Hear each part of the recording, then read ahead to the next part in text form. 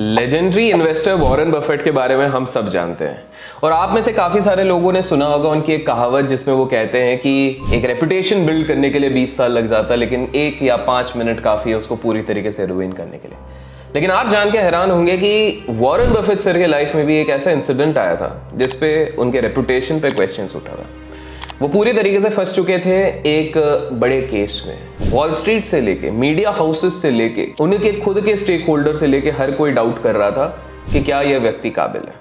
उस चीज को रिडीम करने के लिए उनको लग गए करीब करीब 6 से 8 साल। लेकिन यह कहानी आप सभी को हिला के रखेगी। इस कहानी से आप स्टॉक मार्केट के कुछ अंश को भी समझेंगे, कॉर्पोरेट गवर्नेंस के एक एरिया के बारे में भी समझेंगे, क्यों Warren Buffett sir banking and financial industry को अवॉइड करने की कोशिश करते हैं, ये हम समझेंगे। तो इस वीडियो को अंत तक जरूर देखिएगा। चलिए रसगुल्ले खाते हुए शुरू करते हैं आज का ये वीडियो। 1987 का समय था। $700 मिलियन, जी हाँ, $700 मिलियन उस समय पे मैनेज करने वाली एक इन्वेस्टमेंट बैंक, जिसको माना जाता था कि वॉल स्ट्रीट में सबसे बड़ी इन्वेस्टमेंट बैंक यही है, इसके ऊपर कुछ सवाल उठने लग गए थे। सवाल ये उठ गए थे कि इसने काफी सारा, यहाँ पर एक ट्रेडर था जिसने इलीगल ट्रेड्स किए हैं, वो भी बॉन्ड सेगमेंट में। आप में से जिन लोगों को नहीं पता उन लोगों को बता दूं कि बड़े बड़े इन्वेस्टमेंट बैंक्स और बैंकिंग इंडस्ट्री में जो इनके ट्रेडिंग डिवीजन होता है, ये बॉन्ड्स में बहुत ज्यादा ट्रेड्स करते हैं। आप लोगों को जान के हैरानी होगी कि काफी सारे लोगों को लगता है कि equity market across the globe सबसे ज्यादा ट्रेडेबल और सबसे ज्यादा साइज के हिसाब से बड़ा होता है, लेकिन that is wrong. Bond market सबसे बड़ा होता है। और मैं बात कर रहा हूं इस इन्वेस्टमेंट बैंक की जिसका नाम था सोलोमन ब्रदर्स। जी हां, सोलोमन ब्रदर्स के एम्प्लॉयज ने ऑलरेडी पता लगा दिया था कि अंदर कोई ट्रेडर है जो इलीगल तरीके से बॉन्ड्स को कॉर्नर कर रहा है, इलीगल ट्रेडिंग कर रहा है वहां पर। लेकिन उन्होंने अपनी रिपोर्ट को काफी डिलेड कर दिया था। उनको ऐसा लग रहा था कि यार ये अपना अंदर का मामला है, पब्लिक में जाएगा तो वैसे भी काफी ज्यादा बवाल होगा और किसी तरह से हम इसको मैनेज कर ले। जैसे कि काफी ज्यादा कंपनीज होती है ना कि अंदर अगर देखते हैं कि कुछ ऊपर नीचे हुआ है, वो कोशिश करते हैं कि जितना हो सके हम ही इस चीज को मैनेज कर ले, अदरवाइज ये हम पे ही बैकफायर कर जाएगा। दैट इज प्रिसाइसली जो इनकी एम्प्लॉयज ने सोचा था। लेकिन इनके सोचते सोचते काफी लेट हो गया था, बिकॉज खबर मार्केट में लीक हो गई थी। खबर ये आ गई कि भैया इनने काफी इलीगल ट्रेड किए हैं, बहुत घोटाले किए हैं, इनकी पूरी कंपनी बैंकरप्सी की तरफ बढ़ जाएगी। और ऐसे समय में जो टॉप मैनेजमेंट के लोग थे, फॉर एग्जांपल जो इनके सीईओ थे उस समय के, वो रेडी थे कि भैया मैं सारा ब्लेम अपने ऊपर ले लूंगा ताकि एज ए लीडर मैं फ्रंट फेस पे आ जाऊं।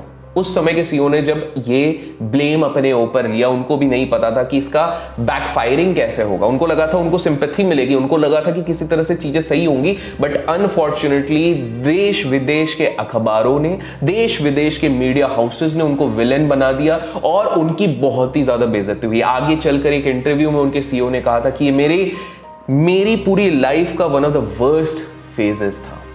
ऐसे समय में जब पूरी तरीके से अथला पुथली मची हुई थी और ऐसा लग रहा था कि इतना बड़ा investment bank will go under, पूरी तरीके से खत्म हो जाएगा, एक फोन कॉल बजता है और ये फोन कॉल जाता है none other than wizard of Omaha, Warren Buffett sir को। जी हाँ, वॉरेन बफेट सर को ये फोन जाता है और उनको बताया जाता है कि बॉस आप यहां पर इन्वेस्टर हैं और किसी कारणवश यहां पर सारी चीजें, परिस्थितियां अब हमारे फेवर में नहीं है। आप बताओ हमें क्या करना चाहिए, बिकॉज हम तो भाई साहब पूरी तरीके से फंस चुके हैं और ये बहुत बड़ा इशू बन चुका है। वेल, वॉरेन बफेट सर पहली बार अपनी लाइफ में बड़े टेंशन में थे। आप लोगों को बता दूं कि आगे चल के ये रिडीम करते करते 1987 का जो कांड था, actual redemption Warren Buffett sir को सन 2004 में मिला, जब $46 बिलियन उनकी नेटवर्थ बन गई थी और उन्होंने पूरी दुनिया को हिला दिया था कि बॉस मैं अपनी इन्वेस्टिंग स्ट्रैटेजी से, मैं अपनी इन्वेस्टिंग क्वालिटी से one of the best investors बन सकता हूं। लेकिन उस समय पे सोलोमन ब्रदर्स में उनका 12% का स्टेक था। सवाल अनेक तरीके के उठने लगे कि भैया वॉरेन बफेट सर जैसा बंदा, इतना प्यारा इन्वेस्टर, इस तरह की गलती कैसे कर सकता है, कैसे वो इस तरह के बैंक्स को सपोर्ट कर सकता है और 12% का छोटा मोटा भी नहीं, 12% का एक बड़ा स्टेक ले सकता है। यूजुअली जो वॉरेन बफेट उस समय के पहले भी कहते थे कि भैया ना ना ना, मैं इन्वेस्टमेंट करूंगा तो बैंकिंग में नहीं करूंगा, फाइनेंशियल में नहीं करूंगा। उस व्यक्ति ने कैसे बैंकिंग और फाइनेंशियल सेक्टर में इन्वेस्ट किया, वो भी सोलोमन ब्रदर्स में। तो लोगों ने तरह तरह के सवाल उठाए, दया दाल में कुछ काला है, ये बंदा खुद करप्ट है, ये बंदा खुद फर्जी है जो इस चक्कर में आया है। वॉरेन बफेट सर को जैसे ये सारे फोन वोन आते हैं, जैसे इसके बारे में पता लगता है, अचानक से वो सबसे पहला कॉल लगाते हैं अपने घनिष्ठ मित्र चार्ली मंगर। काफी सारे लोगों को ये शायद बात नहीं पता है कि Warren Buffett sir Charlie Munger sir को मिलने से पहले केवल इंट्रिंसिक वैल्यू के ऊपर डिस्कस करते थे, जो कि उनने बेंजामिन ग्राहम उनके गुरुजी से सीखा था। ये चार्ली मंगर थे जो उनकी जीवन में आए और उनके दिमाग को चेंज किया और उन्होंने वैल्यू इन्वेस्टिंग की तरफ इनको और ज्यादा अग्रसर किया। मीडिया ने हमेशा वॉरेन बफेट सर को आगे रखा बिकॉज चार्ली मंगर सर हमेशा चाहते थे कि इट इज बेटर कि मैं रिच तो हूं लेकिन एनोनिमस रहूं, जैसे कि नवल रविकांत कहते हैं। उनके ऊपर भी अपने चैनल पे वीडियो, नवल जी के ऊपर जाके चेकआउट करना अगर अभी तक नहीं किया, बहुत ही प्यारे वीडियो, तो सीखने जरूर मिलेगा। और बाय द वे, इस वीडियो को अभी तक लाइक नहीं किया तो 15,000 लाइक्स में कंजूसी मत कीजिए, ताकि इस तरह के इंटरेस्टिंग केस स्टडीज आपके लिए रेगुलरली हम लाते रहे। तो मेक श्योर लाइक का बटन दबा दीजिए। आगे बढ़ते हैं। चार्ली मंगर सर को बुलाया गया कि भैया अर्जेंट मीटिंग है, आ जाओ। अपने जो कोर टीम थी उन सबको बुलाया गया।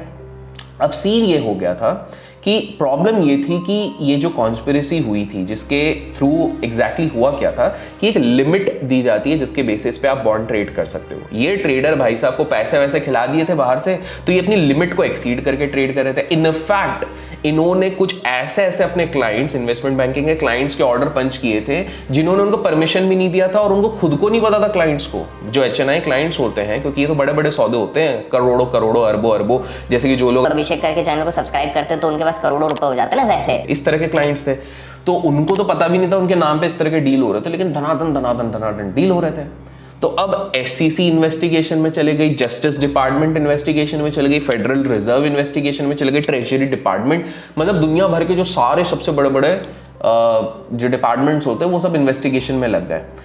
इस इमरजेंसी मीटिंग के बाद वॉरेन बफेट सर ने एक बोल्ड स्टेप लिया। उन्होंने बोला कि यार मैं पब्लिक में जाके कन्फेशन मार देता हूँ कि यार ये गलती हुई है, पुराना जो रॉटन एप्पल्स है उनको हम साफ कर देंगे, लेकिन आगे चल के हम इसको सही कर देंगे। और इसी के साथ साथ ना वो अपने दोस्तों को कॉल लगाने लग गए। फॉर एग्जाम्पल उस समय पे एसेट अंडर मैनेजमेंट $150 बिलियन का सोलोमन ब्रदर्स के इसमें देख रहे थे। तो ये बड़े बड़े फेड के लोगों को, बड़े बड़े अपने कॉन्टैक्ट्स को लगा के बता रहे थे कि देखो $150 बिलियन का यार ये है, तो तुमको भी पता है कि ये चीज अगर टू बिग टू फेल है, अगर ये खत्म होगा सोलोमन ब्रदर्स, तो ये सोलोमन ब्रदर्स तो जाएगी, साथ में और इन्वेस्टमेंट बैंकिंग जाएगी, साथ में वॉल स्ट्रीट में हाहाकार हो जाएगा, बड़ा धंधा हो जाएगा। लेकिन पता है क्या है, मुसीबत के समय पे जब काल विपरीत होता है, कोई सहायता नहीं करता।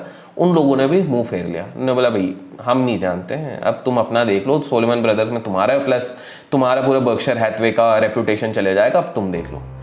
बट बफेट सर ना हार नहीं मानना चाहते थे। बफेट सर ने कहा एक कॉन्फ्रेंस में कि भाई मैं डिक्लेयर करता हूं कि मैं इधर का इंटरिम डायरेक्टर हूं, मतलब उनको बना दिया गया इंटरिम डायरेक्टर। सबने बोला भैया ऐसा क्यों, आप क्यों बन रहे हो, कोई और क्यों नहीं बन रहा?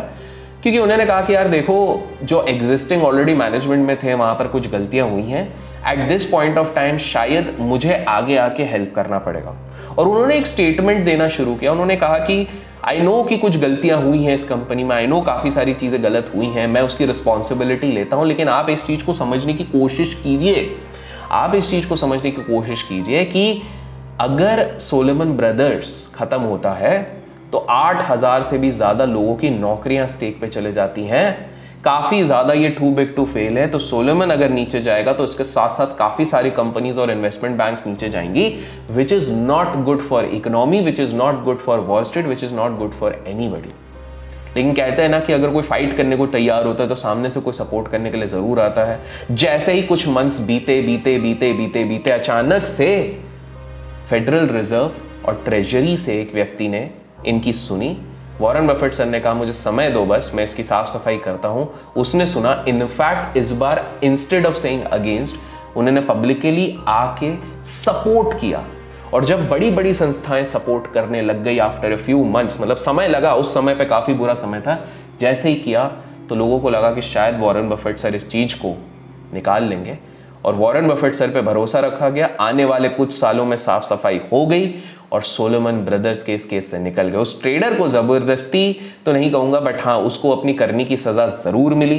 टॉप एम्प्लॉयज जिन्होंने उस चीज को छुपाया था उनको भी सजा जरूर मिली, लेकिन वॉरेन बफेट सर को एक और मौका जरूर मिला। और यही रीजन है माय डियर फ्रेंड्स, क्यों वॉरेन बफेट सर बैंक्स में इन्वेस्ट नहीं करते। आशा करता हूं आज की इस वीडियो से आपको कुछ चीज समझ में आई होगी। आप लोगों ने ही रिक्वेस्ट की थी कि सोलोमन ब्रदर्स के इस पूरे माजरे के ऊपर मैं एक वीडियो बनाऊं। आप और किस टॉपिक पे चाहते हो कि मैं वीडियो बनाऊं जो एग्जिस्टिंग ग्लोबल या फिर डोमेस्टिक सिनेरियोज में हो रहा है, कमेंट्स में जरूर बताएगा। वीडियो पसंद आए लाइक शेयर सब्सक्राइब करना ना भूलें। Till then keep learning, keep growing, keep investing and keep trading.